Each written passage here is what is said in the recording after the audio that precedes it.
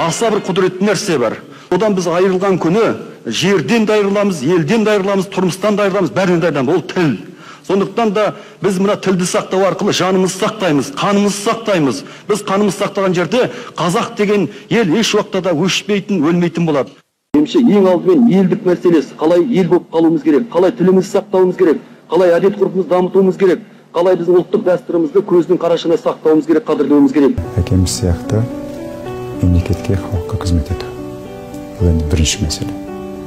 Егер де мен сөйтіп қызмет ете алсам, елге жұмыс істей алсам, бұл енді мен перзенттік парызымды бір орындағаным деп өзім есептеймін. Әрине бұл жерде енді мен көп нәрсені әлі бітіре қойған жоқпын деп өзім ойлаймын. Әлі де көп нәрсе жасау керек сияқты елге қызмет ету тұрғысынан. Сондықтан енді бірінші енді мен өзімнің сол перзенттік парызымды халыққа, ұлтқа қызмет ету деп санаймын. Әкеміз сияқты. Әкеміздің маған үйреткен нәрсесі, ол енді қай жерде жұмыс істесең де, кім болып істесең де, ол еліне еңбек етуді үйретті. Қай жерде жүрсең де, қай бір жұмыста болсаң да, әрбір шешіміңді ел тұрғысынан, елдің мүддесі тұрғысынан жасауды үйретті.